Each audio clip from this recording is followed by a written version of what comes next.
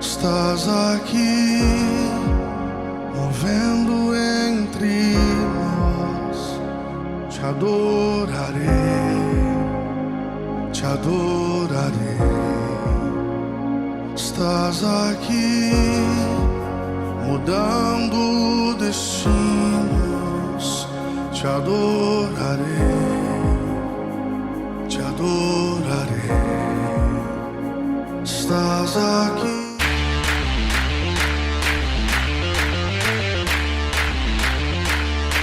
Olá, queridos irmãos da Fonte Church em Indaiatuba. Como todos sabem, nós estamos em dias de isolamento social, a fim de evitar a proliferação desse vírus maldito, o Covid-19, o novo coronavírus.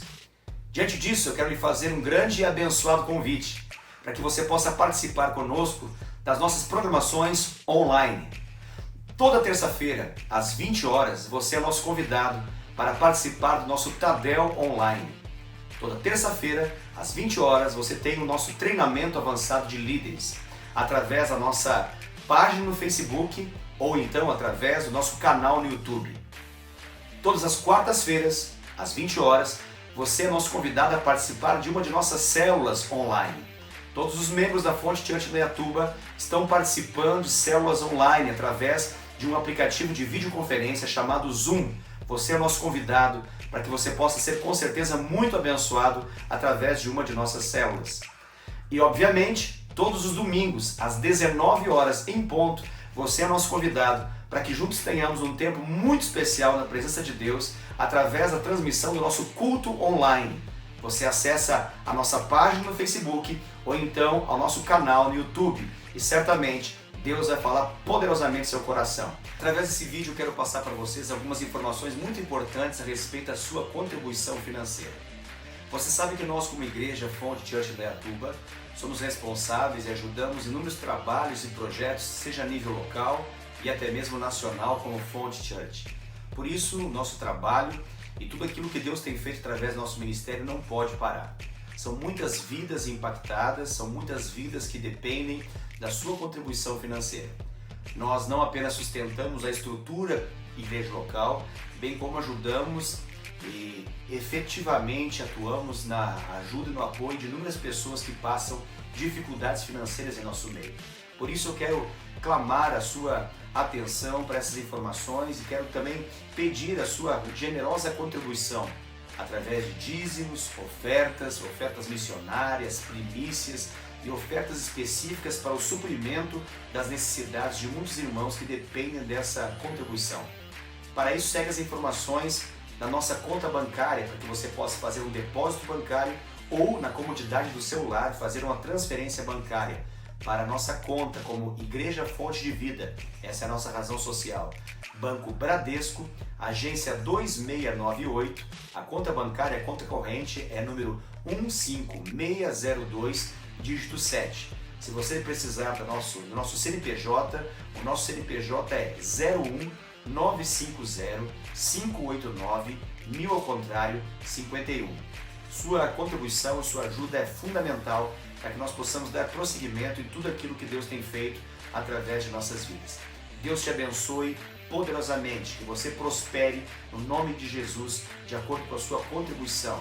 Que Deus abra as janelas dos céus e derrame sobre a sua vida toda a sorte de bênção em nome de Jesus.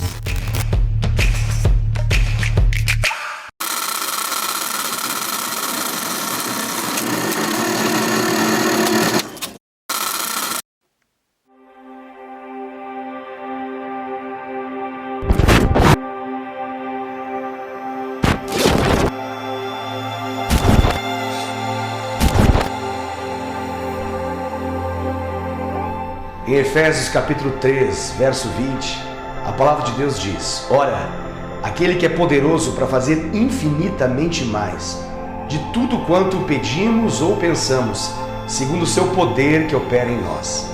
Nesse ano de 2020, Deus quer compartilhar os olhos dele com você, para que você possa ver além e ir além, porque há mais, existe mais de tudo aquilo que você já sonhou, daquilo que você já imaginou, daquilo que você pensou sobre a sua história. É o que Deus quer manifestar nesse ano na sua vida. 2020, o ano do mais.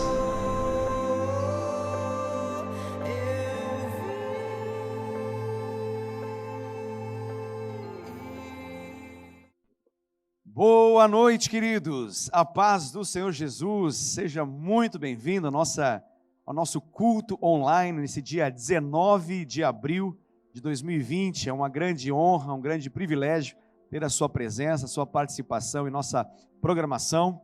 Nós, em função desse tempo que nós estamos vivendo, não estamos de forma presencial fazendo os nossos cultos, nossas programações, nossas reuniões, mas temos essa possibilidade, tem sido uma grande bênção, de poder chegar até onde você está nesse exato momento, talvez na sua casa, talvez com o celular na sua mão, talvez na sua televisão ou qualquer outro dispositivo eletrônico que você possa acompanhar essa programação.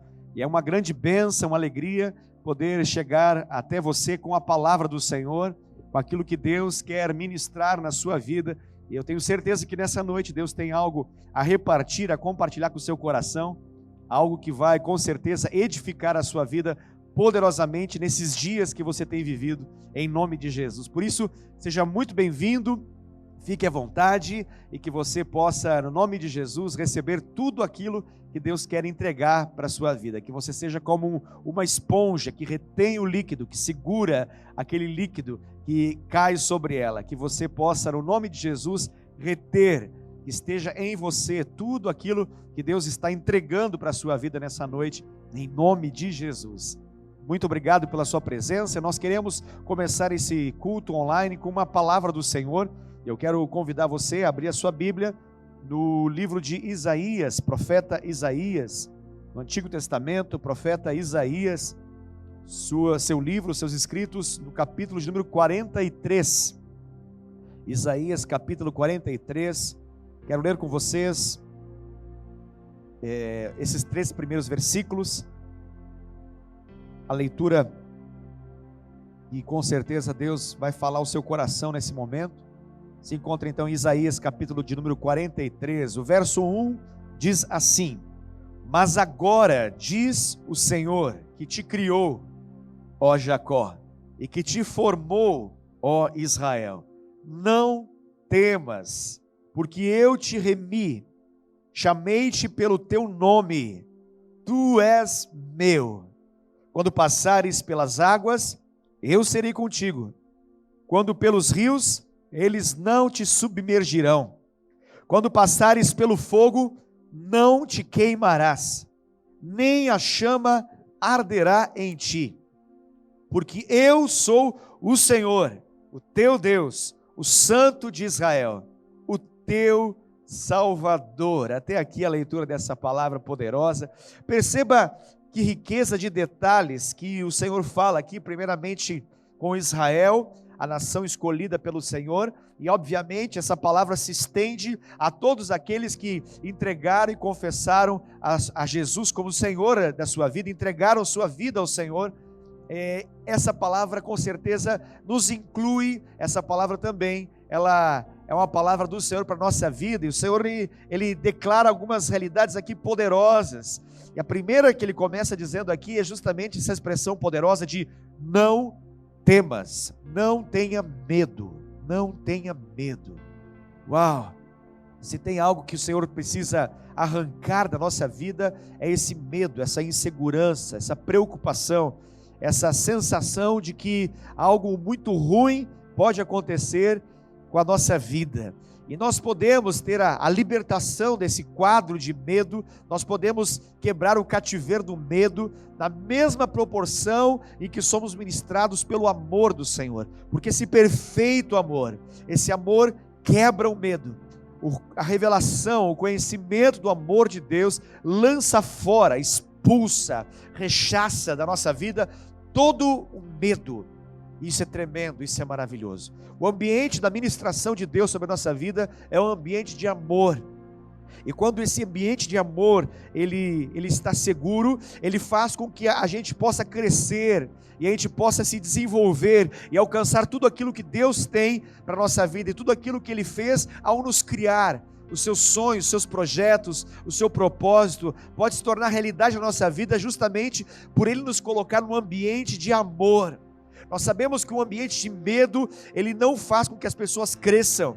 Muito pelo contrário, as pessoas, elas são apequenadas, elas são diminuídas, elas são inferiorizadas. E diante de uma realidade de inferiorização, as pessoas são colocadas numa condição de não eficácia, elas se tornam pessoas derrotadas, pessoas infelizes, pessoas depressivas, pessoas que não conseguem alcançar os seus objetivos e não conseguem alcançar vitórias na sua vida em qualquer área. O ambiente do medo é um ambiente onde Satanás, trabalha, ministra, opera, e por meio desse ambiente caracterizado por medo e desconfiança, ele consegue então incutir sementes malditas que determinam uma colheita terrível, uma colheita desgraçada, uma colheita arruinada.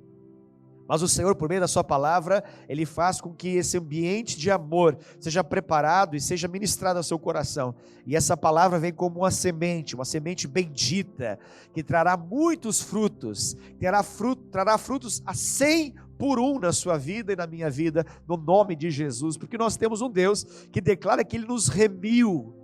E essa palavra remiu fala de redenção, fala de resgate, um Senhor que decidiu nos salvar, nos resgatar, nos tirar da condenação, nos tirar debaixo de um cativeiro, de dentro de um cativeiro, de dentro de celas que nos limitavam, nos tirou de pensamentos limitadores, nos tirou de condicionamentos mentais e comportamentais limitadores, limitantes. Um Deus que nos arrancou dessa condição de escravo, para que nós pudéssemos desfrutar da liberdade por meio da sua conquista, por meio da sua vitória, para que ela se fizesse também nossa vitória. Aleluia, louvado seja o nome do Senhor. Um Deus que fala conosco de uma maneira pessoal, de uma maneira íntima, um Deus que nos conhece pelo nome. Ele diz ali: chamei-te pelo teu nome. Aleluia. Que coisa tremenda, que coisa fantástica. Você e eu cremos e conhecemos um Deus que nos chama pelo nome, um Deus que acerta o nosso nome, um Deus que não se esquece do nosso nome, porque Ele não se esquece da nossa identidade, Ele não se esquece da nossa origem, Ele não se esquece do nosso destino, Ele não se esquece do nosso valor, Ele não se esquece da gente. Nós cremos num Deus que não se esquece de nós, um Deus que nos conhece e declara e determina por meio da sua palavra que nós somos dele, nós somos propriedade dele, propriedade exclusiva das suas mãos. Ele diz ali no versículo 1, tu és meu. Aleluia. Deixa eu declarar isso sobre a sua vida, querido, no nome de Jesus. Ouça isso atentamente, receba essa palavra no seu coração. Você não tem outro dono, não. O dono que você tem sobre a sua vida é o Senhor. Ele te conquistou, Ele te comprou. Ele te comprou não com ouro, não com prata, não com algo precioso desse mundo, mas Ele te comprou com o seu sangue precioso, seu sangue inocente, seu sangue puro. Jesus foi a garantia e o selo dessa garantia de que você e eu somos do Senhor. Aleluia! Louvado e bendito seja o nome do Senhor.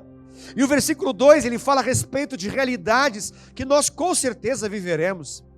Realidades que eu e você viveremos na nossa caminhada aqui na terra, nessa experiência de vida em função da queda de Adão, em função de nós sermos pecadores e carentes da glória de Deus, destituídos da glória de Deus, vivendo numa realidade onde opera o sofrimento, a morte, realidade onde o pecado domina. Aqui declara a respeito de realidades onde as águas se avolumam sobre nós, onde o fogo ele cresce sobre nós, mas nós temos garantias aqui nessa palavra. E a garantia do versículo 2 do Senhor para a sua e para a minha vida é: eu serei contigo. Assim diz o Senhor, eu serei contigo.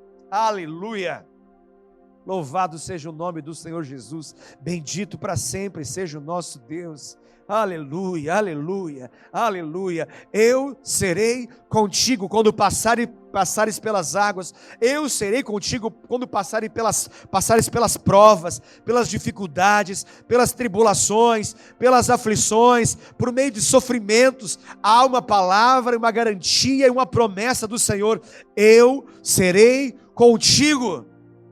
Esse eu serei contigo é a mesma realidade de um Deus que nos pega pela mão, nos toma pela mão e força a sua mão, de modo que a nossa mão sinta a sua presença e que nós saibamos que Ele está conosco, Ele está ao nosso lado, e Ele é a garantia de que passaremos.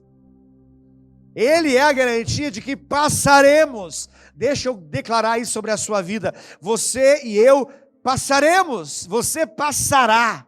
Você não ficará, você não será detido, você não será abatido, você não cairá, você não ficará prostrado nessa realidade de crise, de dificuldade, de prova, de tormento, de aflição, de sofrimento. Não, você vai passar.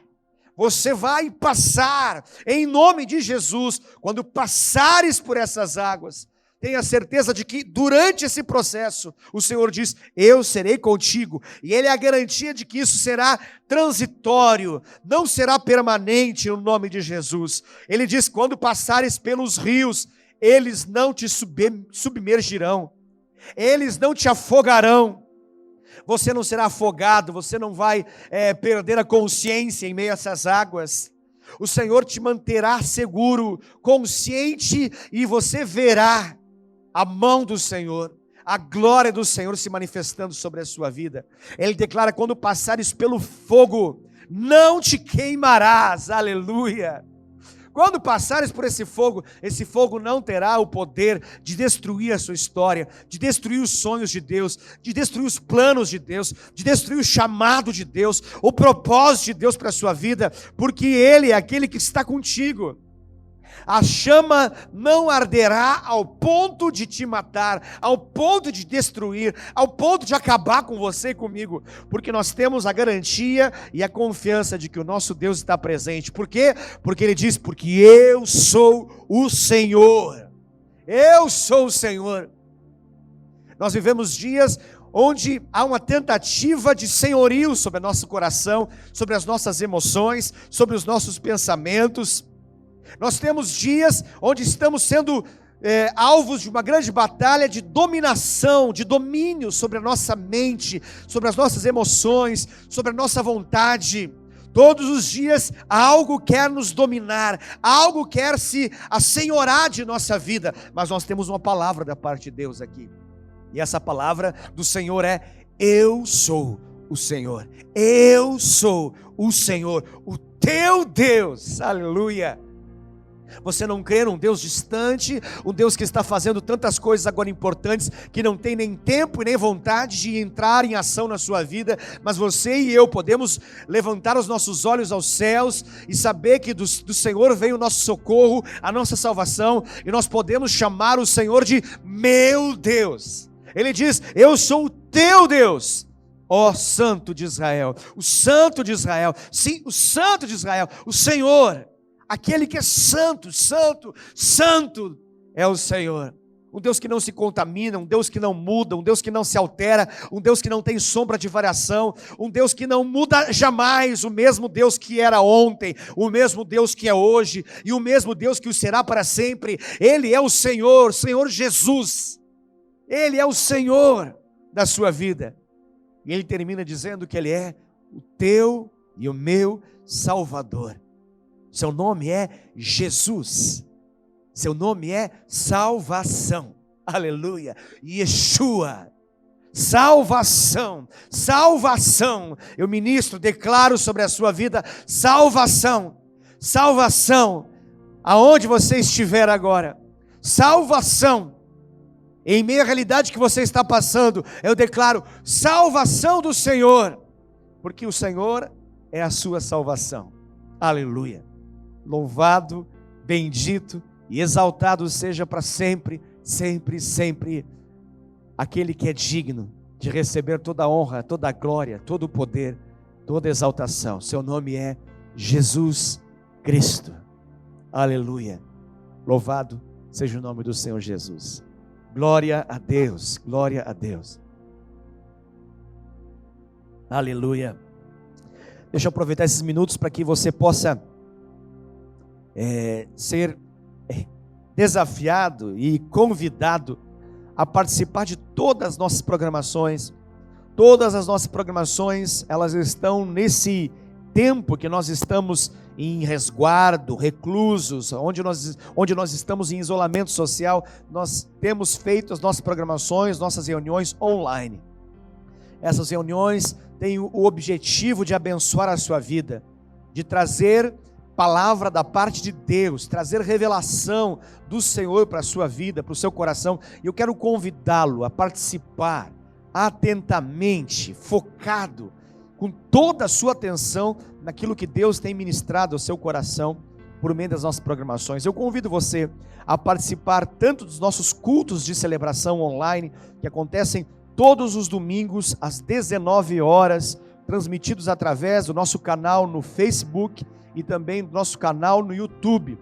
Você pode acessar, eu convido você a curtir, convido você a ingressar em nossos canais e através desse acesso você ter a possibilidade de receber algo fresco, uma unção fresca da parte do Senhor sobre a sua vida, sobre a sua casa, sobre o seu coração, no nome de Jesus. Por isso, esteja conosco todos os domingos às 19 horas, assim como você se deslocava até o templo para estar presencialmente aqui em nosso prédio, em nosso templo, para cultuar e adorar ao Senhor. Eu convido para você fazer a mesma coisa, só que em sua casa, que você possa se preparar para ter um encontro com o Senhor, que você possa se preparar para ter nesse exato dia e horário o encontro com o seu Deus. E por mais que seja desafiador estar na sua casa, em meio a tantas coisas que tentam chamar a sua atenção, eu quero convidar você a você colocar seu foco máximo, a sua atenção total naquilo que Deus está falando à sua vida, no nome de Jesus.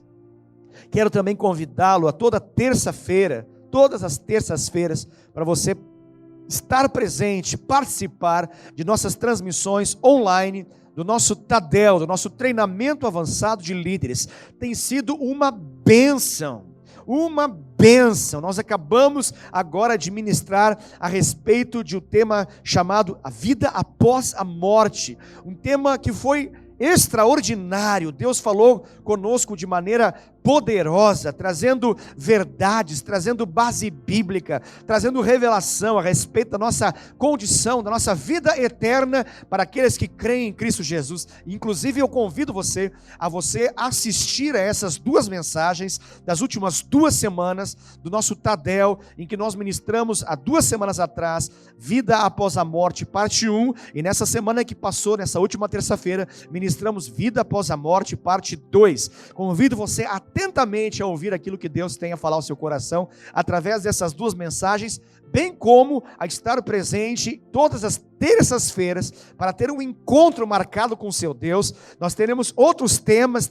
importantes, temas abençoadores, temas que foram sugeridos pelos nossos amados irmãos, temas que são pertinentes, importantes, relevantes para o nosso dia a dia, para a nossa vida com o Senhor, para a nossa vida comunitária, para a nossa vida familiar, para a nossa vida profissional, para a nossa vida ministerial. Temas muito bons, muito importantes, que com certeza vai abençoar a sua vida. Por isso, toda terça-feira, às 20 horas, você é o nosso convidado a acessar o Facebook ou o YouTube e atentamente receber aquilo que Deus quer ministrar ao seu coração.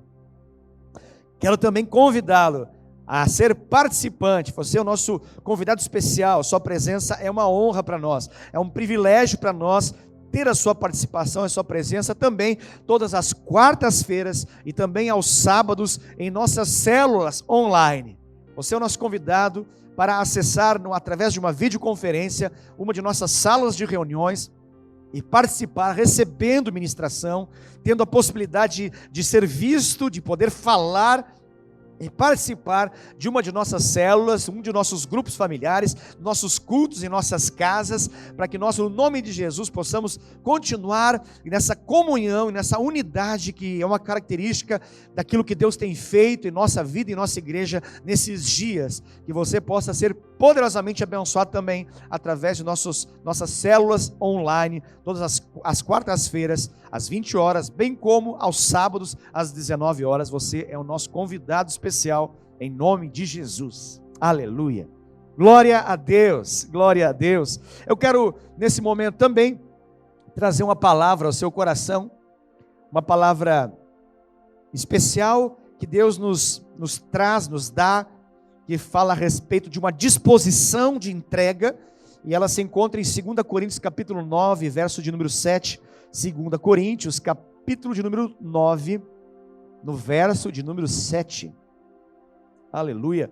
Por gentileza, abra então, 2 Coríntios capítulo número 9, e o versículo de número 7.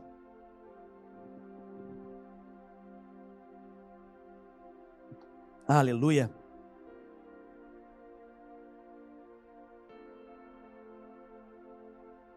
Glória a Deus. Glória a Deus. Deus é bom. Deus é bom. Começo a leitura no versículo de número 7.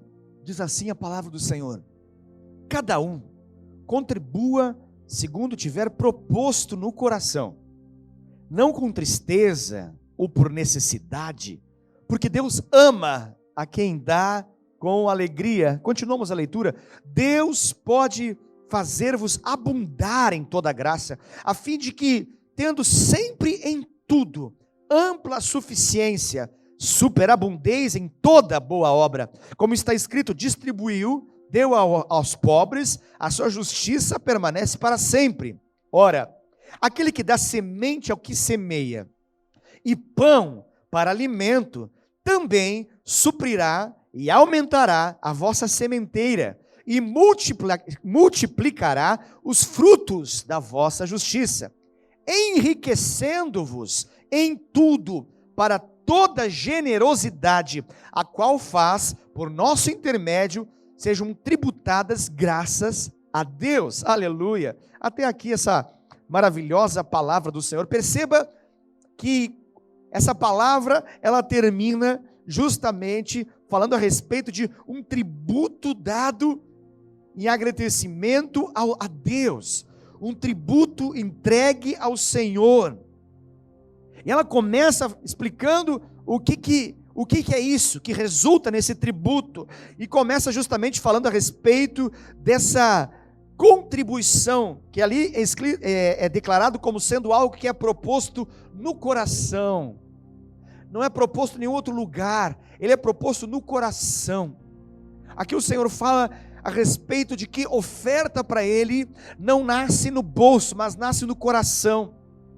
Contribuição ao Senhor não começa na carteira, começa com um decreto em nosso coração. Nós contribuímos e nós somos generosos, e nós somos fiéis, e nós somos leais ao Senhor na contribuição financeira, por uma única razão: é porque o nosso coração é dele. E quando o nosso coração é dele, tudo o que há em nós é dele também. E a nossa vida está a serviço do Senhor. O nosso tempo, a nossa vida, é para manifestar, conforme diz no versículo 8, no finalzinho, uma superabundância em toda boa obra de Deus. Aleluia. O Senhor, nesses versículos, ele fala a respeito de abundância, uma abundância de graça, uma superabundância do favor de Deus, um Deus que supre amplamente a nossa vida, que nos traz ampla suficiência, de modo que Ele proporciona a sua bênção em tudo o que nós fazemos. Que coisa linda, que coisa tremenda. Mas perceba alguns detalhes importantes. No versículo 9 fala que aquele que dá semente ao que semeia. Veja isso, semente ao que semeia. E depois ele diz, e pão para alimento. E pão para alimento nos parece duas realidades, por mais que pareça que elas estão interligadas, e sim, estão interligadas, mas podemos separá-las para poder analisar. Existe uma realidade que é a semente, e outra realidade é o que se come. Nós não podemos comer a semente, porque a semente precisa passar por um processo, e esse processo determina uma colheita. E ao final de uma colheita, os frutos são evidenciados. Perceba que são realidades diferentes. Se nós pegamos e comemos a semente, nós não teremos fruto ao final. Nós não podemos fazer um erro aqui. Nós não podemos semear o pão e comer a semente. Obviamente que não. Impossível fazer isso, não é mesmo? Não tem como. Você bota o pão na terra, você abre a terra, coloca lá, o que acontece? Ele embolora, ele mofa, ele apodrece. Por quê? Porque ele não é para estar lá. E ele não vai trazer frutos dessa experiência. O que traz frutos dessa experiência é a semente que é colocada lá e ela morre lá na terra. E a sua morte, se esse grão de trigo não morrer, não ficar sozinho e morrer, ele não pode trazer muitos frutos. Obviamente isso fala da obra redentora de Jesus, mas isso também nos fala a respeito de uma frutificação. Nós precisamos entender que em nenhum momento da nossa vida nós podemos parar de ser generosos, parar de ser semeadores, porque semear é ter garantia de colheita. Quem não semeia não colhe. Todo aquele que semeia pode acreditar e crer que vai colher. Você e eu colheremos.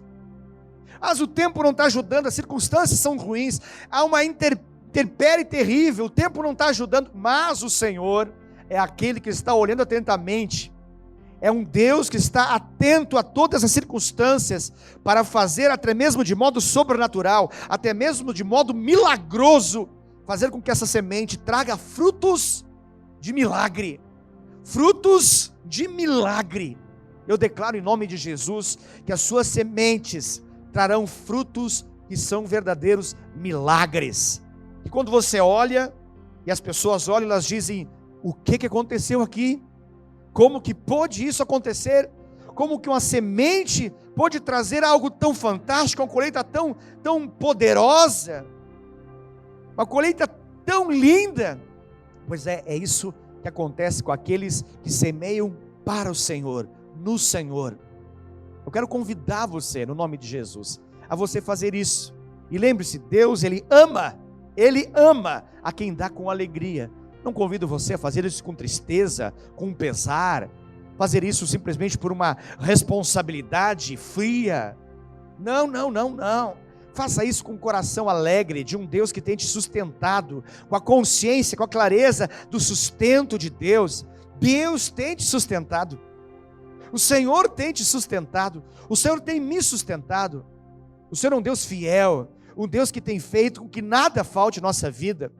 Ele tem feito com que através da obra das nossas mãos, do nosso trabalho, nós possamos comer, e em algumas ocasiões até mesmo temos colhido e comido aquilo que nem plantamos, mas que Ele generosamente nos traz, sendo que nada nós fizemos por merecer, sendo que nós não fizemos nenhum trabalho, algum esforço para poder ter essa recompensa, essa resposta, mas Deus, em sua generosidade, o grande doador, resolveu e decidiu doar para você. E agora é tempo de nós doarmos ao Senhor. Por uma obrigação, por uma lei, por um mandamento que nos obriga? Não. Por uma clareza de aliança, por uma revelação de compromisso com Deus, por uma consciência da graça que opera em nossa vida, de um favor que nós não merecemos e que opera constantemente, todos os dias sobre nós, de bênçãos ininterruptas, que acontece quando nós conscientemente percebemos ou quando inconscientemente não vemos, nem imaginamos, mas que diante do Senhor nos é revelado e nós chegamos à constatação de que o Senhor é um Deus bom, que todos os dias nos sustenta, que todos os dias é sobre os seus. Aleluia. E você possa, no nome de Jesus, ser generoso, contribuindo ao Senhor com o seu dízimo, com a sua oferta missionária, com a sua primícia, com a sua oferta dedicada à ajuda aos necessitados. Nós temos feito oferta exclusiva em função do quilo do amor, e tem sido uma bênção nesse mês de abril. Inúmeras famílias que estão passando por um momento de necessidade receberam uma cesta linda e maravilhosa. Temos recebido esse feedback, essa resposta desses amados irmãos, e dizendo: muito obrigado, essa cesta foi providencial, ela foi especial, eu me senti amado. E nós temos sido tão abençoados em poder dar, em entregar como igreja para esses amados irmãos. Isso é possível através da sua e da minha generosidade. Eu convido você, desafio você a você ser generoso. Nesse exato momento vai aparecer aí para você os dados da nossa conta bancária.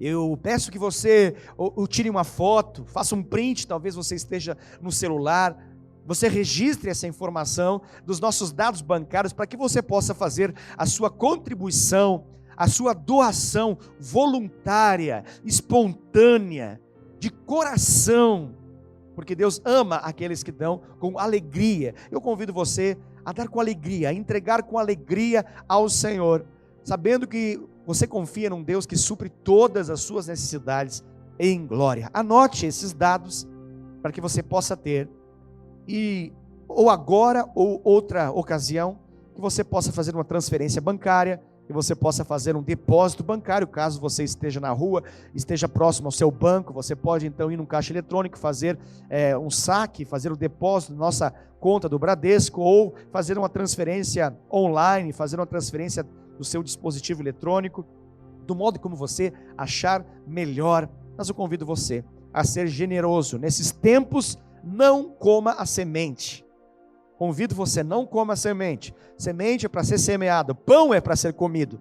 Nós cremos num Deus que dá semente àquele que semeia. Você é um semeador, e Ele dá pão para alimento, para aqueles que com certeza comerão dele. Ele é aquele que supre todas as nossas necessidades. Ele aumenta a sua e a minha sementeira, e com certeza Ele multiplicará de frutos, uma grande frutificação, justamente porque nós somos cooperadores com Deus e temos edificado o reino do Senhor aqui na terra. Glória a Deus pela sua generosidade. Eu agradeço de todo o meu coração, como pastor, a sua contribuição. Quero agradecer a sua fidelidade. Nós temos vivenciado dias desafiadores, mas pela graça do Senhor, eu tenho percebido todo o esforço que os nossos amados irmãos têm tido, têm feito, e com alegria, tem dizimado, ofertado, primiciado, tem entregue ofertas generosas para o Senhor, para que Deus possa suprir todas as nossas necessidades. Glória a Deus pela sua vida, parabéns pelo seu coração, que Deus possa continuar, em nome de Jesus, abençoando você, que os céus estejam abertos sobre a sua vida, e que recaia sobre a sua vida toda sorte de bênção, espiritual e também material, física, na sua casa, no seu trabalho, nos seus convívios, no nome de Jesus, nas suas finanças, em nome de Jesus. Glória a Deus. Louvado e bendito seja o nome do Senhor para todo sempre, para todo sempre. Amém, amém, amém.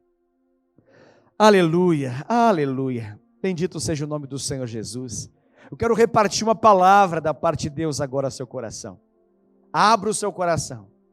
Convido você agora a retirar de você toda a distração. Esse é o momento de você focar. Talvez é o momento de você colocar um fone no seu ouvido, um headphone. Talvez é o momento de você aumentar o volume da sua televisão. É o momento de você colocar sua atenção máxima naquilo que Deus quer falar ao seu coração. E a palavra do Senhor para a nossa vida, ela se encontra hoje no Evangelho de Mateus, no capítulo de número 4. Eu quero repartir com você, diante desse tema que Deus tem trazido no nosso coração nesse ano, essa palavra profética de Deus para a nossa vida e para a nossa igreja local, aqui a Fonte Church em Indaiatuba. A palavra de Deus é que 2020 é o ano do mais. Aleluia, aleluia. Então, eu quero ministrar nessa noite ao seu coração a palavra mais vitória na quarentena. Mais vitória na quarentena. Aleluia. Louvado seja o nome do Senhor Jesus. Eu convido você a abrir a sua Bíblia. Eu quero nessa noite ler essa passagem numa versão da Bíblia que nós costumeiramente não lemos. Nós sempre lemos a versão bíblica Almeida, revista e atualizada, também conhecida como ARA. Essa é a versão padrão, a versão que nós utilizamos costumeiramente em nossas ministrações. Mas eu quero ler para você essa passagem nessa noite, numa versão que eu acredito que Deus vai falar de modo profundo ao seu coração, por uma única razão. Por uma única razão. Eu acredito que a narrativa que essa versão traz, ela é mais viva. Eu quero ler essa versão, que é da Bíblia A Mensagem, em Mateus capítulo 4, do verso 1 até o verso de número 11. Então, abra comigo, por gentileza, você pode acompanhar na sua Bíblia. Talvez você não tenha essa versão, não tem problema. Eu só quero que você possa meditar. Talvez, se você deseja, até fechar os seus olhos nesse momento, para que você possa ouvir atentamente a narrativa, a descrição dessa experiência fantástica, registrada em Mateus, no capítulo de número 4, do verso 1 até o verso de número 11.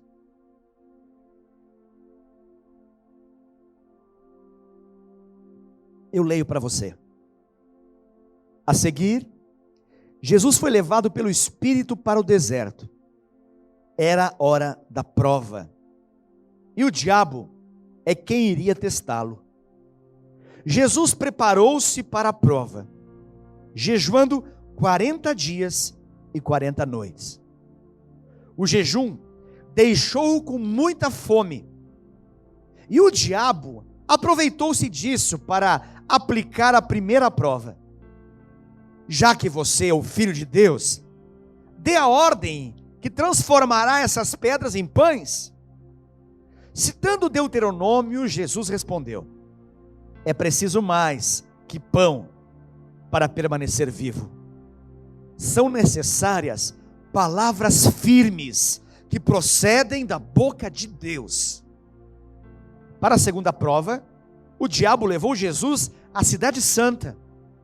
Ele o pôs na parte mais alta do templo e desafiou: já que você é o Filho de Deus, pule. Para instigá-lo, o diabo citou o Salmo 91. Ele o entregou aos cuidados dos anjos. Tanto o protegerão que você não machucará nem mesmo o dedo numa pedra.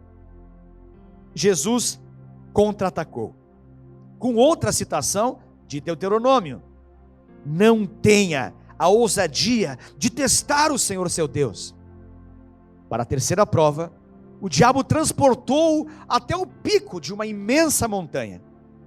Tentando ser convincente, mostrou-lhe todos os reinos da terra, com todo o seu fascínio.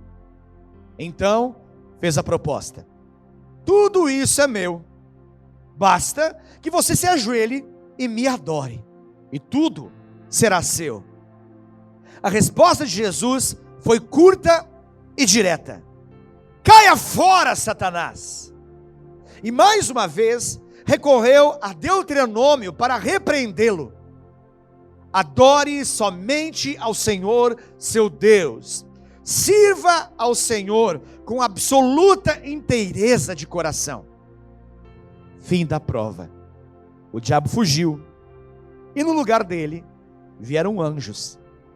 Anjos cercaram Jesus e cuidaram dele. Amém? Glória a Deus, louvado seja o nome do Senhor Jesus. Aleluia. Glória a Deus, glória a Deus. Estamos vivendo dias em que uma palavra está na boca de todos, inclusive das crianças. Por mais que muitas pessoas nem sabem de onde essa palavra se deriva, de onde ela se origina, que é a palavra quarentena. Palavra comum em nossos dias. E essa palavra, ela se deriva de uma experiência vivida na Idade Média, onde os navios que vinham de diferentes lugares, quando se tinha alguma suspeita a respeito da procedência, da realidade deles, eles tinham então a obrigação de ficar ali parados, detidos, e não atracar e não entrar no continente, não desceria ninguém daquela embarcação, daquele navio, por 40 dias, até que nesse intervalo de tempo, nesse espaço de tempo, de separação, de ficar recluso, eles pudessem ser testados e provados em meio a essa experiência, para que se soubesse que não havia contaminação. Olha que coisa! A questão da quarentena era justamente para garantir que ao final nenhuma contaminação acontecesse, que não houvesse contágio e contaminação. Uau! A palavra de hoje é vitória de Deus sobre a sua vida. Mais vitória na quarentena. Amém? Bom, você acabou de ouvir talvez a palavra do Senhor, talvez você leu atentamente na sua Bíblia, na sua versão, essa palavra de Mateus capítulo 4, do verso 1 até o verso 11. Eu quero perguntar para você, quando você lê, o que é que mais salta ao seu coração? Enquanto você lê, o que é que fica mais claro para você? Na minha opinião, por mais que fique muito claro o tema da grande prova, da grande batalha, do grande teste, que aqui é mencionado, afinal de contas Jesus, ele é levado para esse deserto para ser tentado em todas as coisas. Ele é tentado em todas as coisas, de acordo com aquilo que lemos em Hebreus capítulo 4. Essa experiência aqui, ela é abrangente. Ela não se resume a essa realidade de 3 tentações, de 3 provas. Mas na verdade essas 3 provas, elas acontecem no momento final. O registro de Mateus aqui, bem como o registro de Marcos, com tantos detalhes, e que Marcos, ou melhor, de Lucas, e que Marcos fala de uma maneira mais resumida, porque essa passagem está nesses 3 evangelhos. Nós lemos a respeito disso em algumas narrativas com mais detalhamento, em outras de maneira mais concisa, de mais resumida, mas de modo geral, nós sabemos que aqui Jesus é levado para ser tentado, para ser provado, e é óbvio que nós sabemos disso, mas a verdade é que quando eu vejo essa palavra, eu ouço o Senhor falar ao meu coração, os meus olhos, eles fixam em algo que eu acredito que é mais importante do que a prova em si. Por mais que a prova seja muito importante, nós vamos falar dela nessa noite, mas os meus olhos se fixam numa coisa poderosa que acontece aqui, e que é justamente a vitória. Os meus olhos não ficam fixos na adversidade, na prova em si, na dificuldade que está acontecendo, nessa batalha que acontece, mas para mim, enquanto eu leio, enquanto eu ouço o Senhor, os meus olhos, meu coração, ele bate mais forte na medida que eu percebo que essa história, ela conclui, ela finaliza no ápice de uma grande vitória, numa estarrecedora vitória, numa esmagadora vitória. Não é apenas a narrativa de uma batalha, de uma luta, de uma prova. O foco está na firmeza de propósito em servir ao Senhor. E essa firmeza de propósito em servir ao Senhor, manifestada por meio de Jesus, o Filho de Deus, nos garante ao final uma grande vitória, esmagadora vitória. O foco não fica na prova, o foco ele fica aqui na vitória. Conforme você lê esse texto, você entende uma coisa muito poderosa aqui. Você entende que, mesmo que Jesus ele está ali numa grande batalha, ele utiliza uma arma. A única arma de Jesus aqui, que é mencionada claramente nessa batalha, é abrir a boca e declarar a palavra de Deus. E essa palavra de Deus bota o diabo para correr. Essa palavra de Deus coloca Satanás para correr. Satanás foge daquele lugar por meio da palavra de Deus. Aleluia. O que isso significa, pastor? O que isso significa para a minha vida? O que isso significa para a sua vida? Significa que você e eu, que nós precisamos conhecer a palavra que sai da boca de Deus. Até que ponto, pastor? Até que nosso coração esteja cheio até o ponto que extravase, transborde. Uou! Transborde, aleluia, transborde. Convido você a você se encher da palavra do Senhor. E que aquilo que a palavra de Deus fala, que a boca diz, aquilo que está cheio o coração, aconteça na sua vida, bem como na minha vida. Que nós nos enchemos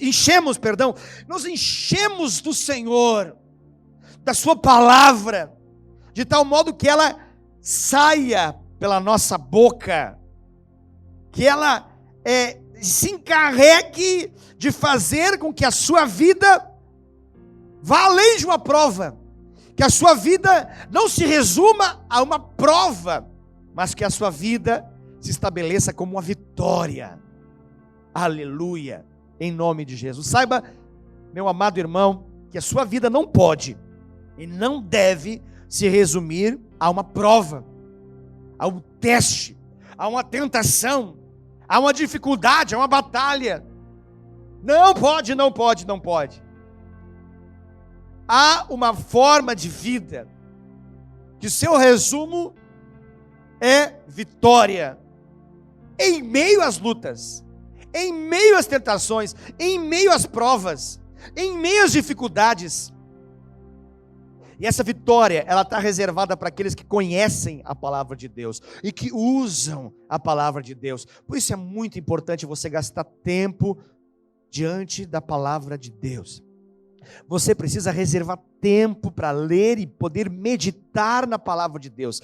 Talvez você justifique o seu desconhecimento a respeito da palavra de Deus por falta de tempo, por falta de vontade, por muitos compromissos que surgem, pela sua vida ser muito agitada. Talvez você justifique pela sua formação educacional. Eu não sei qual é a justificativa que você tem, mas eu quero desafiá-lo nessa noite. Eu quero desafiá-lo a você fazer uma simples experiência. Qual experiência, pastor? A experiência de acordar 5 minutos antes, todos os dias, para que você possa ler e meditar na palavra de Deus, para que você possa aprender a pegar gosto pela palavra, de tal modo que você se encharque da palavra de Deus. Muitas pessoas se frustram porque elas colocam planos agressivos de leitura bíblica. Elas declaram e determinam metas agressivas de leitura bíblica, lendo 5, 10, 15 capítulos por dia. E elas colocam que elas querem ler a Bíblia toda em um curto intervalo de tempo. E elas declaram para si mesmas que elas vão ler a palavra por meia hora por dia, 40 minutos por dia. E quando elas não conseguem, elas se frustram. E muitas não voltam a ler a palavra de Deus, a Escritura Sagrada. Mas eu quero dizer para você, não faça isso. Coloque o alvo de simplesmente 5 minutos diários, para você se entregar ao Senhor, para que você possa pegar gosto pela leitura, e você com certeza vai ter palavra do Senhor para vencer o diabo nas mais diferentes áreas da sua vida, em nome de Jesus. Perceba o seguinte, é muito claro aqui a palavra de Deus, ela começa de maneira muito clara. Jesus, ele foi levado pelo Espírito para o deserto. Ele foi levado para um lugar chamado aqui de deserto. Para quê? Para ser tentado, para ser provado nas mais diferentes realidades, para passar por um teste, detalhe, face a face, cara a cara com Satanás, com o diabo. E a pergunta que a gente faz quando a gente lê essa palavra é, basicamente, como que Jesus conseguiu vencer? Como que ele conseguiu vencer depois de um tempo tão grande? Depois de 40 dias de jejum, de ficar 40 dias sem comer, como que ele ainda consegue ter forças suficientes para poder vencer o diabo? Uau, como? Como que ele consegue? E por que essa pergunta ela é tão importante? Porque às vezes a gente não aguenta coisas muito menores. Às vezes a gente não aguenta a realidade de um vizinho que de algum modo nos incomoda e nos tira a paz, nos rouba a alegria e nos arranca a bênção do coração. E às vezes a gente fica com vontade de ir lá e falar e de algum modo dizer para ele que ele não deve fazer aquilo. Você entende? Às vezes nós somos roubados em coisas tão pequenas. Quando alguém esbarra na gente, e a gente fica irado com essa pessoa. Alguém que pisa em nosso pé, a gente fica irado. Alguém que de repente se aproxima e entra na nossa frente, e a gente cria naquela hora um senso de justiça e de justiceiro, para poder dizer, sai daqui, você está furando a fila, o lugar é lá atrás. E aquilo nos turba o coração. A gente perde por tão menos. A gente perde por coisa tão pequena. Às vezes uma palavra com um tom diferente do que nós esperávamos, que alguém em nossa casa fala, já nos rouba a paz e causa uma discussão, uma briga, causa uma batalha que a gente fica pensando, meu Deus, como é que isso tudo aconteceu? Por algo tão pequeno. E ao final a gente fica pensando, meu Deus, eu perdi tanto tempo, energia e bênçãos, e vou ter que me arrepender agora, e vou ter que pedir perdão agora, por uma realidade tão pequena. E aqui a palavra nos fala de Jesus, o nosso Cristo. Ele está vivenciando uma experiência forte demais. Ele está ali 40 dias.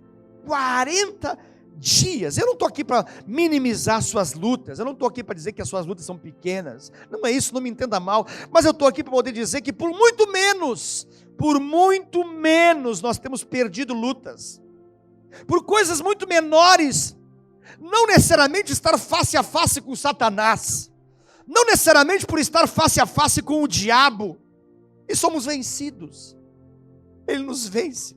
A pergunta que nós fazemos é como Jesus venceu. Como Jesus venceu? E aqui eu quero dizer que existiu uma luta ali. Existiu uma luta, e no primeiro momento parece-nos que a primeira luta, e a mais agressiva luta, está no fato da fome que ele passa. Afinal de contas, a fome, ela é uma necessidade básica. E os especialistas, eles dizem a importância a respeito da fome, ao ponto que falam, por exemplo, que nós não devemos ir no mercado com fome. Afinal de contas, se nós formos com fome no mercado, nós temos a possibilidade, a tendência de querer comprar todo o mercado. Alguns até se sentirão desafiados e talvez não conseguirão vencer, e até abrirão alguma bolacha, algum pacote antes, e comerão antes de chegar no caixa. Por quê? Porque estão com fome. A fome, ela ativa alguns desesperos. A fome, ela tem a capacidade de fazer com que algumas pessoas mudem de humor. E dependendo até, algumas pessoas podem mudar de amor em função da fome. A fome é algo muito agressivo. Então a pergunta que a gente faz é: como então que Jesus não cai nessa prova do apetite? No tempo de quarentena, como é que Jesus não cai nessa prova terrível do apetite? Mas deixa eu falar algo para você. A primeira prova e a maior prova aqui não é a fome. Eu quero mostrar para você biblicamente qual que é a prova de fato. E a prova de fato, ela se encontra registrada no capítulo anterior. Afinal de contas, você percebeu na leitura que eu fiz, bem como na sua Bíblia, que a primeira prova aqui, registrada no versículo 1, no primeiro versículo, diz que a seguir, Jesus foi levado para o deserto. A seguir do quê? Depois do quê? Depois dessas coisas, do que aconteceu antes? Eu leio para você na mesma versão de Bíblia que eu estou usando nessa noite, Mateus então capítulo 3, os versos de número, os 2 versos apenas, o verso número 16, Mateus, e versículo 17, Mateus capítulo 3, versos 16 e 17, perceba o que diz lá: assim que Jesus saiu da água, os céus se abriram, e ele viu o Espírito de Deus, a semelhança de uma pomba, descendo e pousando nele. Com a visão do Espírito, ouviu-se uma voz: este é o meu filho, escolhido e marcado pelo meu amor, a alegria da minha vida. Aleluia. Oh, aleluia. Deixa eu dizer para você, o versículo 16, versículo 17 do capítulo número 3 de Mateus, ele é a chave da vitória, no meio dessa batalha, no meio desse deserto. Ele é a chave para que nós possamos vencer em meio a essa quarentena. E perceba que nós temos ali a realidade, a manifestação de Deus o Pai, de Deus Filho e de Deus aqui o Espírito Santo. Nós temos a Trindade aqui manifestada. Perceba que Jesus, no capítulo 3, ele tinha acabado de ser batizado nas águas.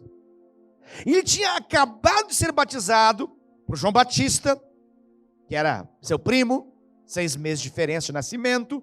E aqui, ele é batizado nas águas do Rio Jordão, em função do começo do seu ministério.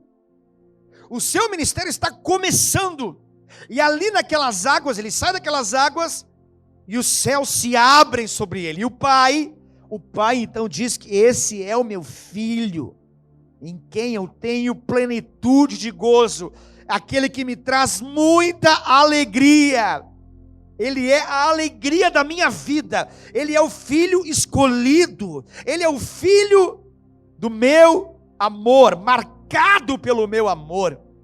Ou na sua versão, na versão que costumeiramente nós conhecemos, este é meu filho amado, em quem eu me comprazo. Aleluia. Nesse momento aqui, Jesus tem uma certeza na condição de homem, lembrando que Jesus, ele é Deus, nunca deixou de ser Deus, mas aqui nesse momento, essa experiência é uma experiência extremamente importante para Jesus na condição de homem. Ele era 100% Deus, e ele era 100% homem. E aqui Jesus, como homem, ele está tendo uma revelação para a sua mente, para o seu coração humano. E essa revelação gera uma certeza absoluta de que o ministério dele, que estava começando ali, contava com a aprovação do Pai, contava com a garantia do Pai, de que independentemente de qualquer coisa que acontecesse, ele era filho amado de Deus. Aleluia! Ele era filho amado de Deus, independente de qualquer coisa. O Pai havia lhe garantido isso. Ali estava uma confirmação diante de todas as pessoas que estavam ali presentes, diante daquela realidade de que Jesus, ele era de Deus, de que Jesus, ele era de uma origem divina. Ficou visível na medida que o Espírito Santo desce na forma de uma pomba, e uma voz dos céus é ouvida ali, e o Pai diz que ele é o Filho amado, em quem ele se alegra, em quem ele tem plenitude de gozo e satisfação, ele é a razão da sua alegria.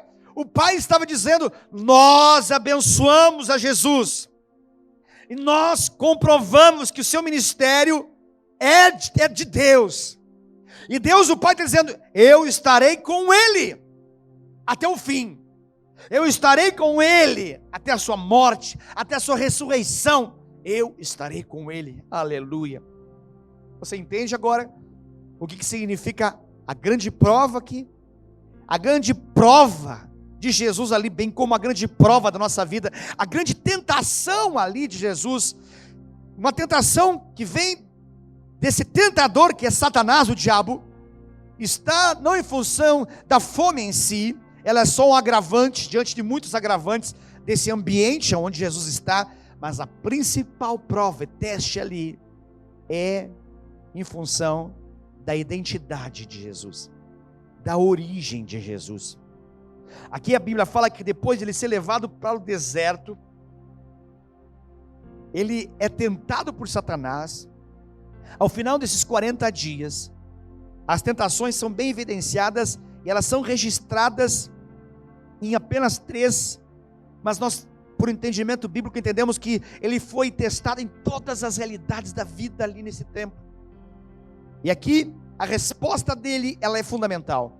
Jesus, ele diz: não só de pão, nem só de pão viverá o homem, mas sim de toda palavra que procede da boca de Deus. Aleluia. E a questão é, o que ele estava se referindo? Será que ele estava se referindo simplesmente a Deuteronômio, como nós lemos? Será que ele estava se referindo simplesmente a pegar uma passagem isolada da Torá?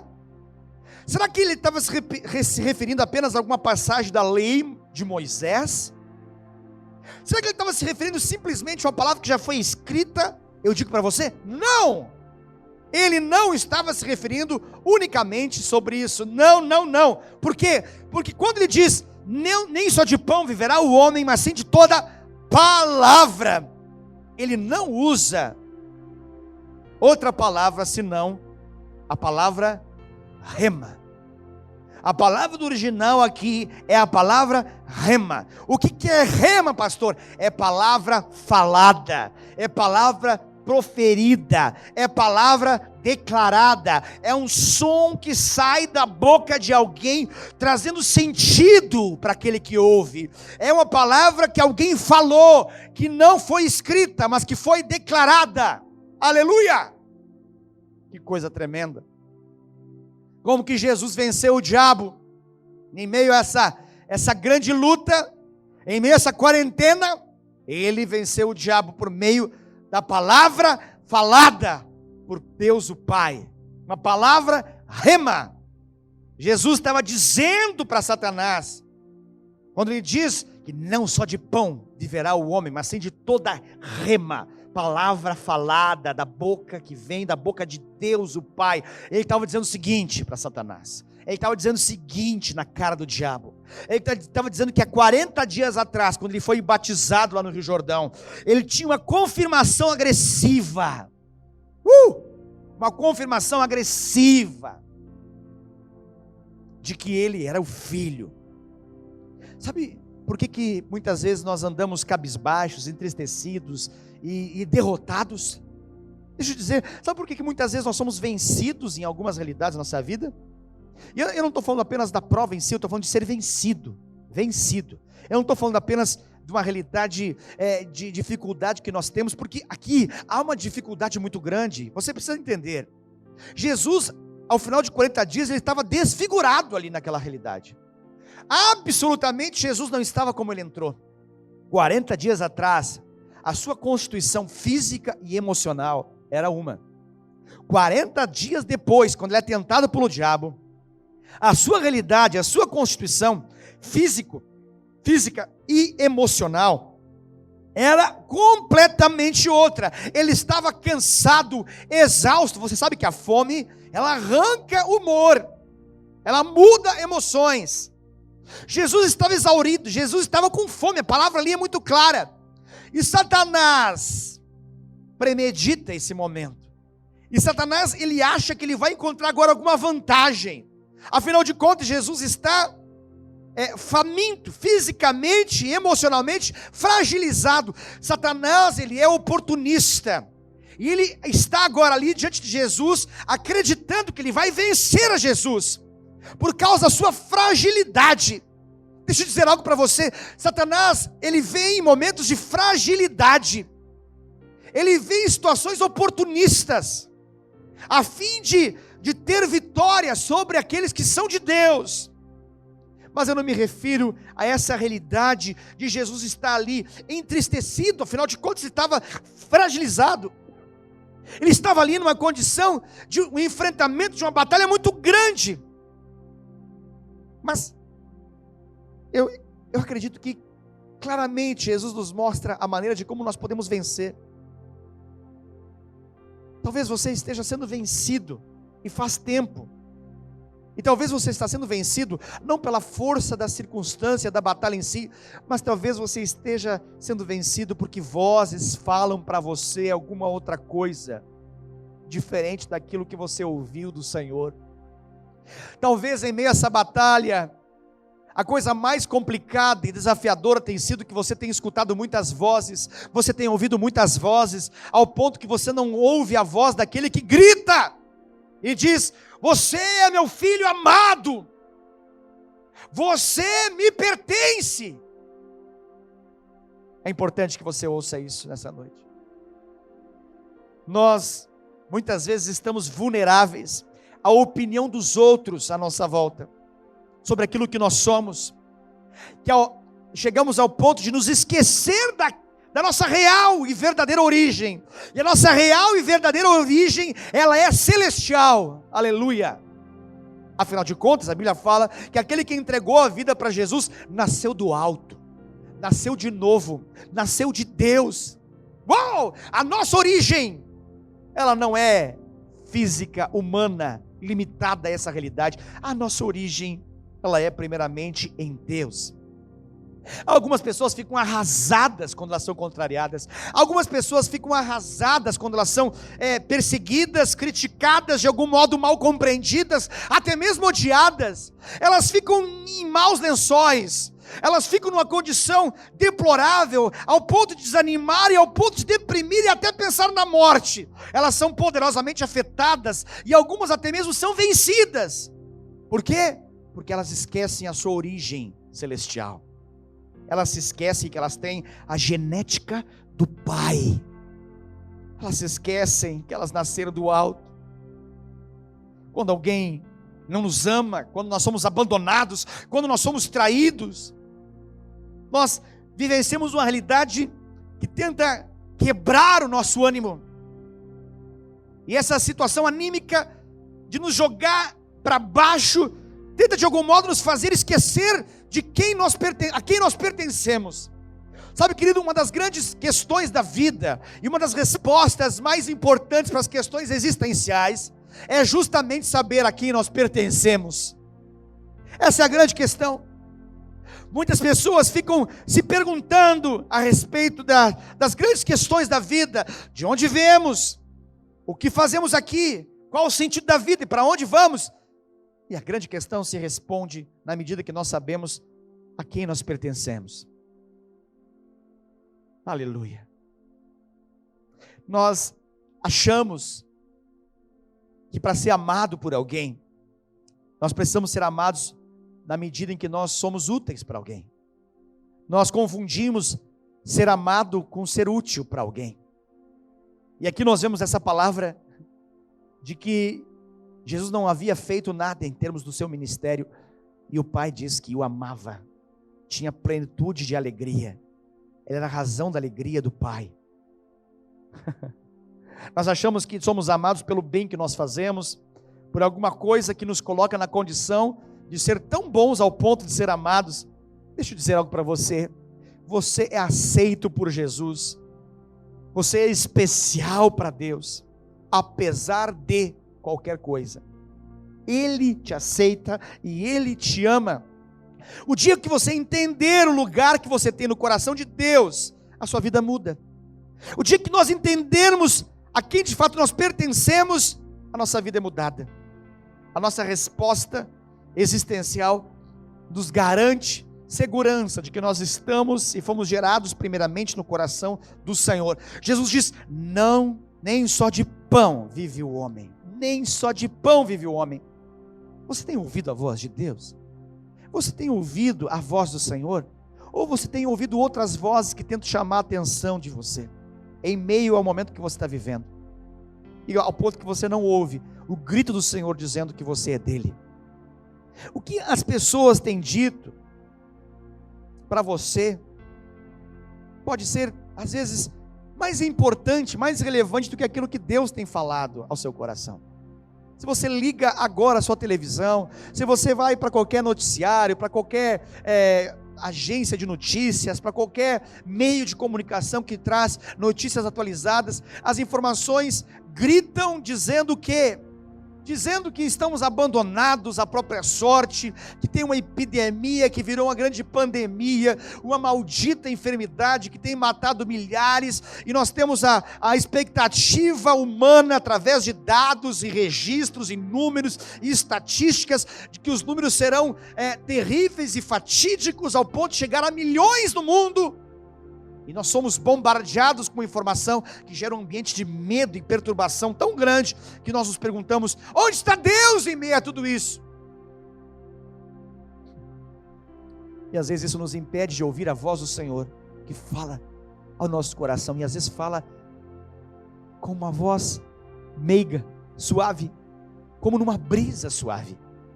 Assim como Elias ouviu a Deus em meio a uma brisa suave, depois que ele está fugindo de uma realidade de perseguição, quando ele está angustiado por causa de uma afronta de Jezabel, ele foge e se mexe para dentro de uma caverna para ter um tempo depressivo.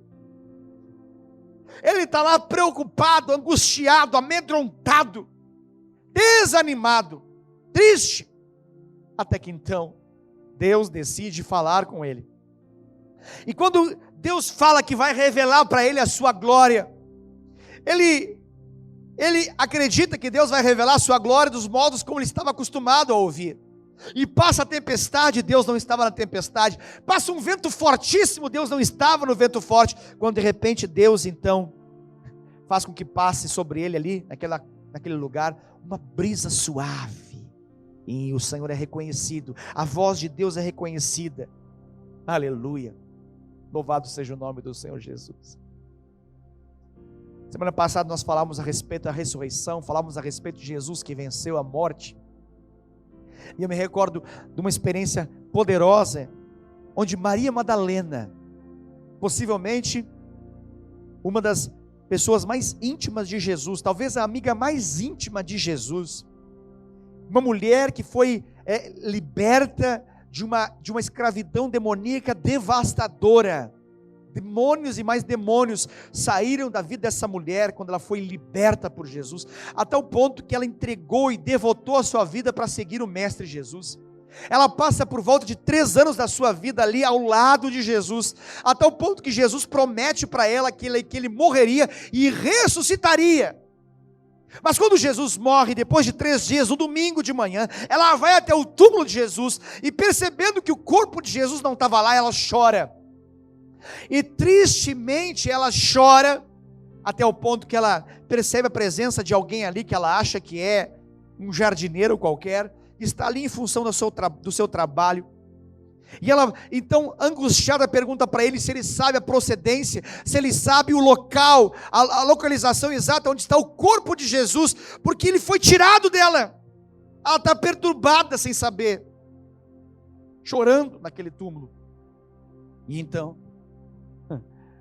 esse Jesus ressurreto, esse Jesus que venceu a morte, e que não era simplesmente um jardineiro como ela imaginava, mas era o Deus vivo, poderoso naquele lugar, fala com ela. O que ele fala para ela? Talvez você pense, ele fala para ela que ela não tem fé suficiente, afinal de contas, como que ela pode deixar de acreditar naquilo que ele disse? Ele disse que morreria, mas também disse que ressuscitaria. Por que ela está perturbada? Por que ela está preocupada? Por que ela está ansiosa? Por que ela está com medo? Talvez ele deveria repreendê-la, talvez deveria de algum modo dizer para ela que ele não esperava, que ele estava triste, que ele estava decepcionado com ela. O que ele fala? Ele não fala nada disso, ele fala Maria.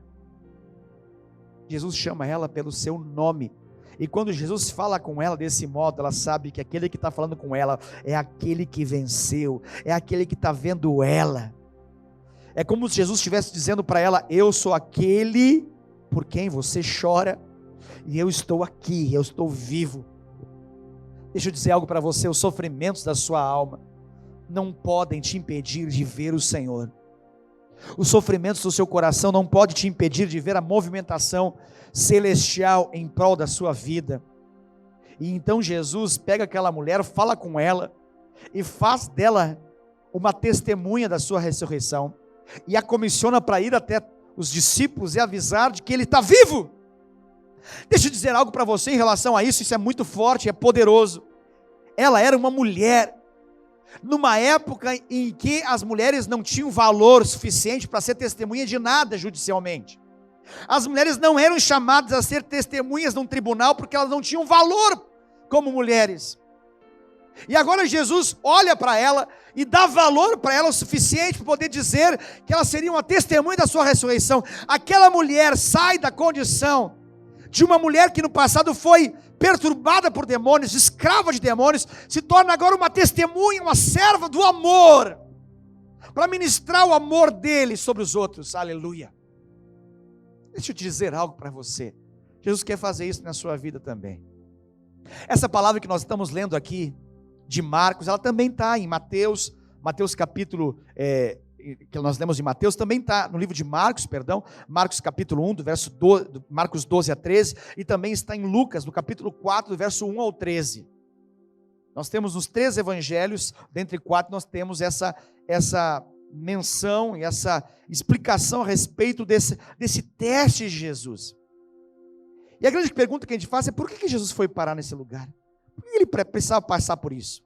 E eu quero dizer para você que Jesus tinha que ser testado. Jesus, ele tinha que ser provado por aquele ministério que ele estava recebendo no seu batismo. Ele foi designado para algo, e é justamente em função do seu desígnio que ele deveria ser aprovado. Fica claro aqui nesse contexto a razão pela qual ele foi tentado, e a razão foi justamente essa. A grande pergunta que estava aqui era: Jesus, de fato, o nosso Cristo, ele era mesmo filho do homem? Ele era mesmo o filho de Deus? Ele era mesmo aquele que viria? Ele era mesmo Messias? E a grande questão é: ele venceria ao ser tentado? Ele de fato venceria?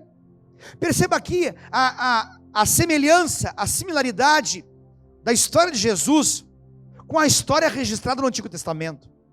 Perceba que Jesus aqui ele vai ser tentado por 40 dias, e o apóstolo Paulo, ele faz uma explicação dentro de um simbolismo bíblico muito importante. Ele diz que Israel foi batizado nas águas do Mar Vermelho. Obviamente esse Mar Vermelho foi aberto de forma sobrenatural, mas através da abertura do mar, o apóstolo Paulo diz que eles foram batizados, os israelitas foram batizados, e depois de serem batizados, eles foram colocados aonde? Justamente no deserto.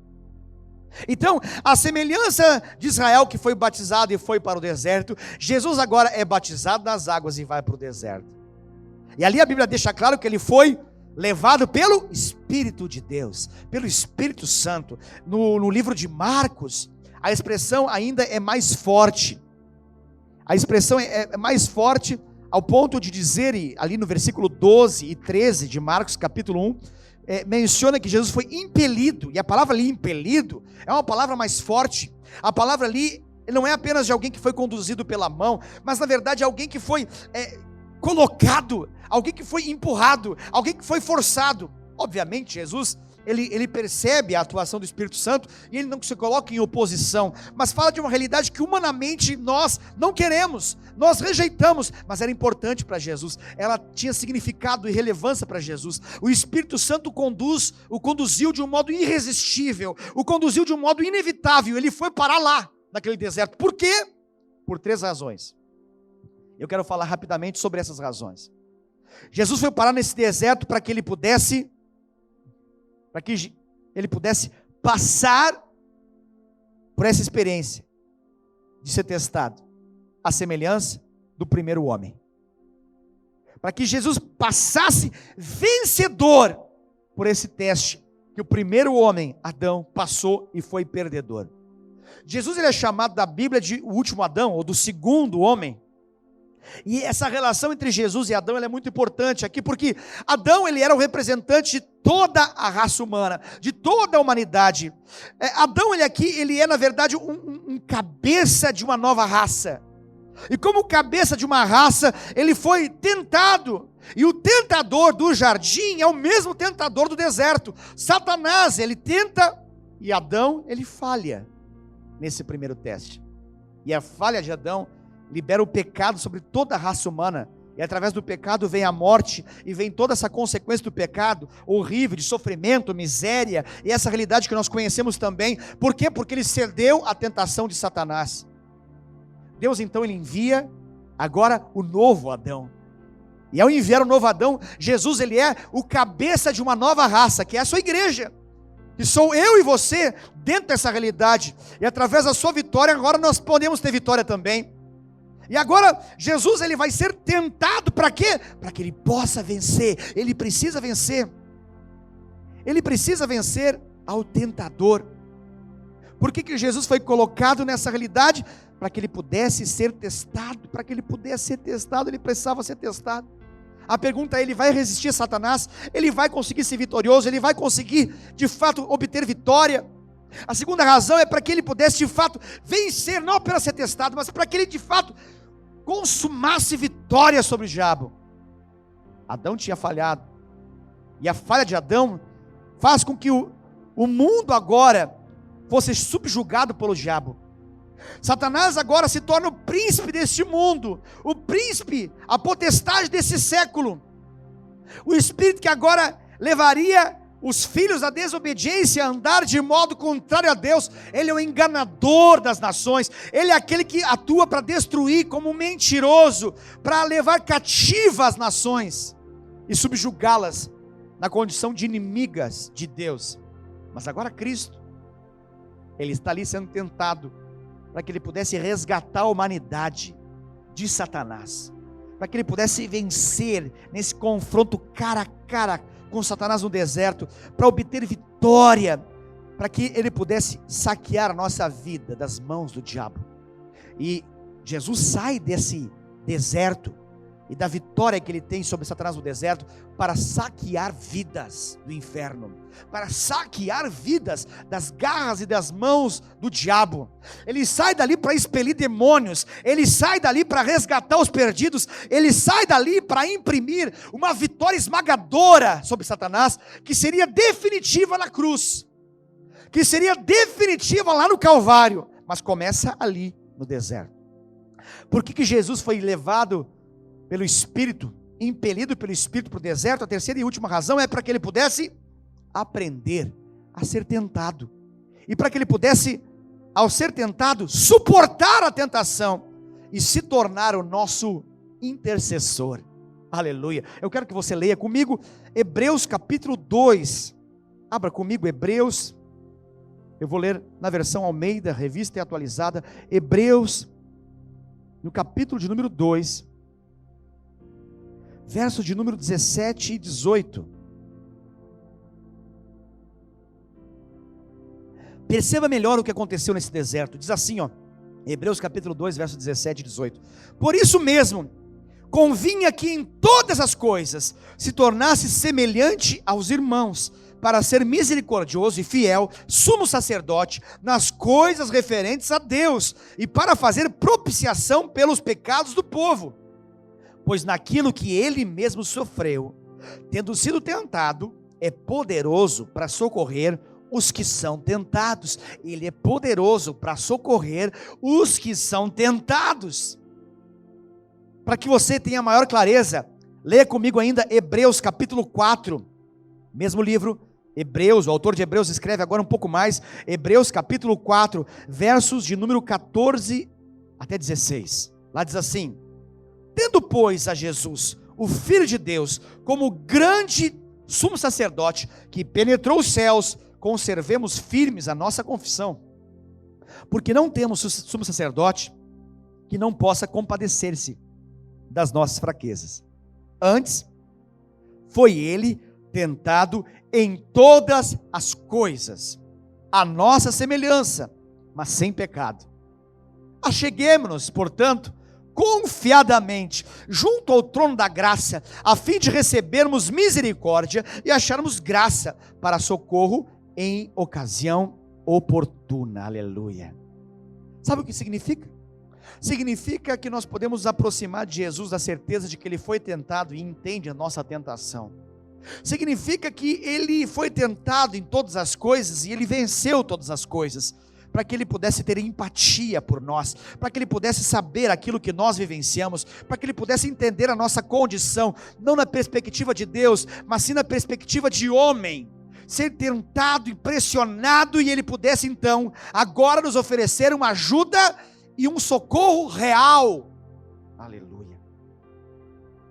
Que lugar é esse que Jesus foi tentado? Qual é o ambiente onde Jesus foi tentado? A Bíblia fala ali que é um lugar inóspito, um lugar árido. A Bíblia menciona ali que foi não apenas um deserto, mas foi um profundo deserto. Por quê? Porque nesse deserto a tentação é severa. É um lugar que não tem alimentos, é um lugar onde existe uma precariedade, as condições são horríveis. As condições são terríveis, por quê? Porque de dia é um extremo calor e de noite é um frio forte, intenso. E Marcos declara que tem ainda as feras ali do deserto, ou seja, existem animais ameaçadores, selvagens que estão ali com a possibilidade ainda de pegar Jesus. Entenda a realidade, tem um simbolismo isso tudo. Por quê? Perceba, o primeiro homem, Adão, foi tentado aonde? Onde ele foi tentado? No jardim. E agora, Jesus ele é tentado no deserto. Por quê? No jardim é mais fácil de resistir. Afinal de contas, não tem como o diabo falar, torne essas pedras em pães. Ali no jardim, o que mais tem são frutos.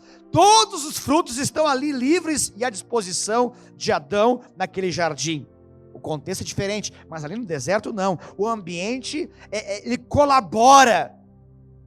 O ambiente externo colabora com o ambiente interno, para que a tentação seja mais forte, ao ponto que o diabo fala para Jesus transformar então aquelas pedras em pães. E graças a Deus ele não fez isso. Por quê? Porque ele confiou no Senhor. Qual o tempo dessa provação? Você consegue perceber isso? É um tempo aqui essa provação. Aqui é a quarentena de Jesus, são 40 dias. Por que 40 dias? Eu creio que tem 3 motivos aqui para esses 40 dias. Um deles é um simbolismo, em função da experiência que Moisés teve para receber a lei de Deus lá no Monte Sinai. Por 40 dias ele fica sem comer para poder receber a lei de Deus. E agora a graça de Deus, através de Jesus, vai cumprir a lei por 40 dias, para trazer vitória para todos nós. Aleluia. O simbolismo também está no fato de que Elias, diante de um confronto e de uma batalha espiritual poderosa, diante dos falsos profetas, ele fica caminhando por 40 dias sem comer.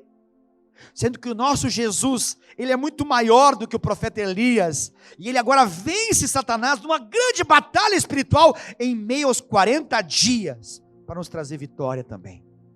Perceba que a Bíblia fala aí que são 40 dias, e há um simbolismo com esses 40 anos que Israel vivenciou, porque ao longo de 40 anos, aquela geração foi toda derrotada, eles fracassaram, eles falharam. Ao longo de 40 anos, uma geração inteira morre no deserto, murmurando. Mas agora, ao longo de 40 dias, nós temos um Jesus que nos garante vitória permanente e nos leva à terra da promessa, que é essa Canaã celestial, novos céus e nova terra, e nos dá garantia que nos conduzirá para esse lugar. Por quê? Porque Jesus veio para cumprir todas as profecias.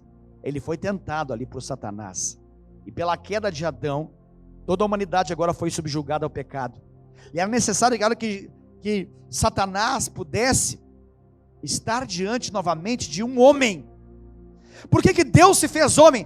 Para que ele pudesse vencer o diabo na condição de homem. Por quê? Porque agora Jesus, ele desce, o verbo se faz carne, na condição de homem, para representar a humanidade novamente diante de uma batalha espiritual. E ele agora, Jesus, ele é um cabeça de raça, ele é um líder agora, sobre todo um povo, e ele vai abrir o caminho para a nossa redenção.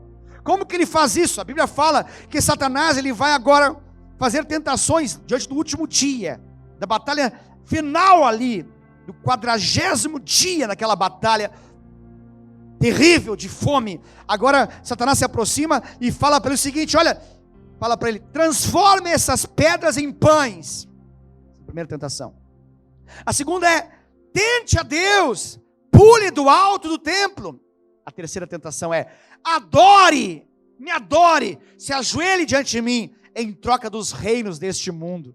Perceba o simbolismo e a realidade das tentações que Adão e Eva tiveram como cabeça de raça lá no jardim também. Quais são as propostas do diabo lá? A primeira proposta é, seja igual a Deus, manifeste um poder que você não tem, manifeste um poder do próprio Deus, torne essas pedras em pães. A semelhança dessa palavra é, seja igual a Deus. A segunda tentação lá no jardim é, tente agir e viver de uma maneira independente de Deus. Se jogue, se lance a uma independência. Terceira tentação é, se submeta a mim, se submeta a mim, submeta à minha vontade. Acredite naquilo que eu estou dizendo, não acredite naquilo que o Senhor está dizendo. Mas graças a Deus, Jesus venceu todas essas realidades por uma expressão. Ele disse não para cada uma dessas palavras do diabo. E a obediência de Cristo, a obediência de Jesus, ela é a base da nossa redenção, ela é a base da nossa libertação. Jesus, ele vai para a cruz, não em função dos seus pecados, dos pecados que ele cometeu, não, ele não cometeu nenhum pecado, o autor de Hebreus deixa claro isso, mas ele foi para a cruz como sumo sacerdote em função do nosso pecado. Ele foi sacrificado para expiar os nossos pecados, a nossa culpa. E por isso ele se torna um de nós. Ele se torna um homem para ser tentado e resistir e vencer a tudo, para nos oferecer agora socorro. em meio às nossas tentações. A verdadeira batalha da vida, ela é espiritual. A verdadeira batalha da vida não é por comida, bebida, por dinheiro, por emprego. Não. A verdadeira batalha da vida, ela é espiritual. E ela é uma vitória que precisa acontecer por meio da palavra que procede da boca de Deus, uma palavra que estabelece a nossa identidade, que nos traz segurança. O grande tema ali da batalha é: quem é Jesus de fato? O diabo se aproxima e diz: se és. Ele coloca em dúvida a palavra que saiu da boca de Deus. Sabe qual é a grande batalha nesses dias de quarentena? A palavra que saiu da boca de Deus. Você todos os dias e eu todos os dias temos sido tentados a pecar contra o nosso Deus, porque Satanás se aproxima e tenta dizer: se és de fato o Filho de Deus, não estaria passando por essa realidade? Faça algo, mude essa realidade rapidamente, busque caminhos que mudem completamente essa realidade. E em toda essa situação, nós vemos que Jesus não entra em diálogo com Satanás a fim de provar alguma coisa para ele, diante dos argumentos que ele está dando. Não. Jesus estava embasado, alicerçado na palavra que procede da boca de Deus, a palavra rema. É importante você estar preparado para essa batalha. O tempo da provação, ele está nas mãos de Deus. É Ele que determina o tempo da nossa quarentena. Ali foi de 40 dias. A nossa quarentena pode ser maior. Aguentemos firme, sabendo que nós temos um intercessor. Alguém conhece a nossa realidade. Alguém conhece a nossa situação. Alguém que está ao nosso lado e que nos dá grande vitória. Que essa palavra possa fazer sentido ao seu coração, que ela traga identidade, propósito e destino para você, no nome de Jesus. Quero orar com você. Nós encerramos esse culto online desse modo. Pai, no nome de Jesus, eu clamo que os meus amados irmãos e irmãs ouçam a tua voz agora. Papai, assim como falaste com Jesus naquele rio Jordão, quando Jesus se levanta daquelas águas, os céus se abrem, o Espírito Santo numa forma de pomba repousa sobre o seu corpo, e uma voz se ouve, onde o Senhor diz: este é o meu filho amado. Eu clamo, Senhor, que o Senhor possa falar o coração agora desses amados irmãos e irmãs espalhados nesse globo, que estão tendo acesso a essa ministração. Senhor, que a tua palavra seja ministrada, uma palavra rema. Senhor, tua palavra nos diz que para sermos teus filhos, nós precisamos entregar a nossa vida para Jesus.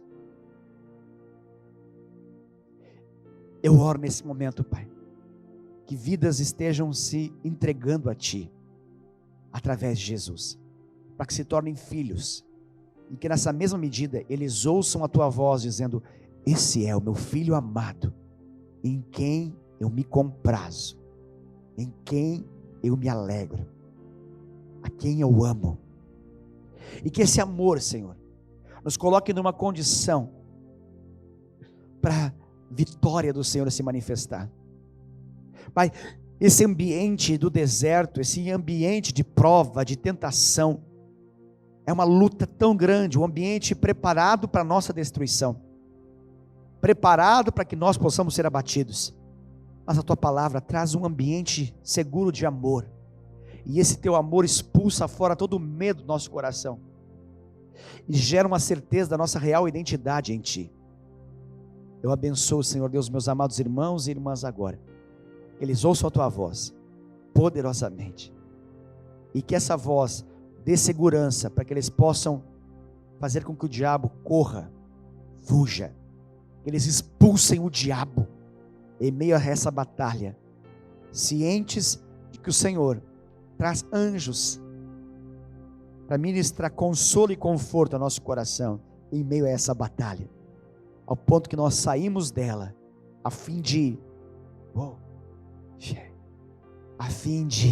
ganhar vidas para o Senhor, a fim de saquear vidas das mãos do diabo, a fim de saquear vidas de opressão, condenação, maldição, no nome de Jesus. Que a tua igreja avance e que as portas do inferno não prevaleçam contra o avanço da tua igreja, no nome de Jesus. Amém. Amém, meu amado. Deus abençoe a sua vida poderosamente. Prazer imenso estar com você. Muita saudade de ter o seu contato, a sua presença aqui em nosso meio. Mas em meio a esse tempo, eu clamo e oro para que você seja poderosamente abençoado. E que o propósito de Deus, em meio a esse tempo, se cumpra na sua vida. Para o seu ministério, para a sua vida pessoal, para a sua vida familiar, para a sua vida profissional. No nome de Jesus. Deus te abençoe. Fique na paz do Senhor. Uma ótima noite. E até terça-feira, em nosso Tadel.